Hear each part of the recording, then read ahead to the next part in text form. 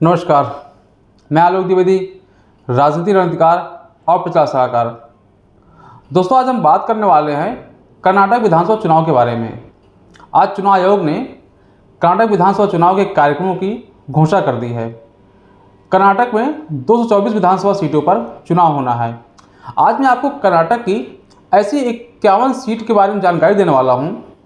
उन 51 सीटों पर जिस भी दल ने कब्जा जमाया है, अधिक सीटें जीती हैं, उसी दल की हमेशा कर्नाटक में सरकार बनी है। ये जो 51 सीटें हैं वो आती रिजर्व कैटेगरी में। इनमें से 15 सीटें अनुसूचित जनजाति के लिए रिजर्व है, मतलब एसटी कैटेगरी के लिए रिजर्व है। इसके अलावा 35 सीटें वो अनुसूचित जाति मतलब एससी कैटेगरी के लिए रिजर्व है।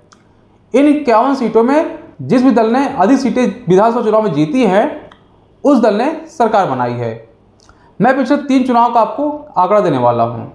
2008 में बीएस येदियुरप्पा के नेतृत्व में भाजपा ने चुनाव लड़ा था। उस वर्ष जो है भगवा पार्टी ने 51 में से 29 सीटों पर जीत दर्ज की थी और कांग्रेस को 17 सीटें मिली थी। 2013 के विधानसभा चुनाव में सिद्धारमैया के नेतृत्व में जब कांग्रेस ने चुनाव लड़ा और जीत हासिल की, उस वर्ष कांग्रेस ने 51 में से 27 सीटें जीती और भाजपा जो है वो महज 8 सीटों पर सिमट गई थी। उसके बाद 2018 विधानसभा चुनाव हुआ, तब भगवा दल यानी कि भाजपा ने अपनी सीटों की संख्या में सुधार किया और 51 रिजर्व सीटों में से 23 सीटें जीती। कांग्रेस की सीटें कम आई और 19 सीट जीती, लेकिन चूंकि वहां पर त्रिशंकु विधानसभा हो गई थी, तो कांग्रेस ने जेडीएस के समर्थन से वहां पर सरकार बना ली। हालांकि जो गठबंधन था ज़्यादा दिन चल नहीं पाया और कुछ समय के पश्चात जो है वो बीएस येदियुरप्पा वापस मुख्यमंत्री बन गए। बीएस येदियुरप्पा का जब 2 साल कार्यकाल पूरा हुआ, उसी समय वहाँ परिस्थितियाँ बदली और भारतीय जनता पार्टी का जो केंद्रीय नेतृत्व है, उन्होंने येदियुरप्पा से इस्तीफा मांग लिया। मुझे आज भी वो दिन याद है जब येदियुरप्पा जो है विधानसभा भाषण दे रहे थे और ऑलमोस्ट लगभग रोने ही वाले थे। उन्होंने कहा कि उन्होंने हमेशा अग्नि परीक्षा दी है और आज भी अग्नि परीक्षा दे रहे हैं वो, और उन्होंने घोषणा की थी कि वो राज्यपाल भवन जाकर के राज्यपाल महोदय को अपना इस्तीफा सौंपने वाले हैं। हालांकि उसके बाद जो है उन्होंने इस्तीफा सौंपा।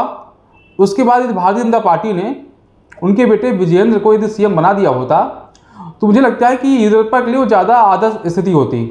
बट चूँकि उनको सीएम बनाया नहीं गया, विजयेंद्र जी को, वहाँ से बासवराज बोम्मई जी को भारतीय जनता पार्टी ने अपना सीएम घोषित कर दिया। आज भले बासवराज बोम्मई वहाँ पर सीएम है, लेकिन भाजपा जो है वो येदियुरप्पा को नजरअंदाज नहीं कर रही है। आपको याद होगा कुछ दिन पहले जब प्रधानमंत्री जी ने शिमोगा में रैली की थी, उस समय भी उन्होंने खासम खास बीएस येदियुरप्पा जी को बुलाया था और प्रधानमंत्री जी ने स्वयं जो है येदियुरप्पा को माला पहनाया था और ये मैसेज दिया था कि जो ये लिंगायत समुदाय के सबसे बड़े नेता येदियुरप्पा जी हैं, उनका सम्मान जो है पार्टी में अभी भी बरकरार है, उस पर कहीं भी कोई शंका शुबा नहीं रही। अभी जब टिकट बंटवारा होगा, टिकट की घोषणाएं की जाएंगी, तब भी मुझे पूरा उम्मीद है कि बासवराज बोम्मई से ज़्यादा बीएस येदियुरप्पा अपने समर्थकों को टिकट दिला पाएंगे। उसके भी सबसे बड़ी वजह है येदियुरप्पा जो है कर्नाटक में भारतीय जनता पार्टी का बहुत बड़ा चेहरा है। बासवराज बोम्मई को कर्नाटक के बाहर तो शायद ही कोई जानता था, बट येदियुरप्पा का जो है नाम फेमस रहा है। वो कुख्यात थे या विख्यात थे ये नहीं कहूँगा मैं, लेकिन हाँ येदियुरप्पा को लोग जानते थे।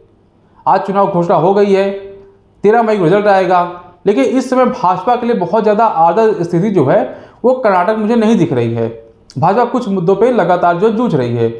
दूसरा, जो इसमें कांग्रेस के जो पीसीसी प्रेसिडेंट हैं डीके शिवकुमार, वो भी बड़ा अग्रेसिव तरीके से चुनाव प्रचार में लगे हुए हैं। क्योंकि उनके ऊपर भी सीबीआई ईडी की रेड हो चुकी है, तो उनको डर नहीं रहा। उनको पता है कि भाजपा इससे ज़्यादा उनके खिलाफ कुछ कर नहीं सकती है। जितना उन्हें परेशान कर सकती थी वो भाजपा कर चुकी है या भी कर रही है और आगे भी करेगी, तो उसके लिए मेंटली प्रिपेयर हो चुके हैं। इसलिए मुझे लग रहा है कि कर्नाटक चुनाव जो है वो बड़ा दिलचस्प होने वाला है।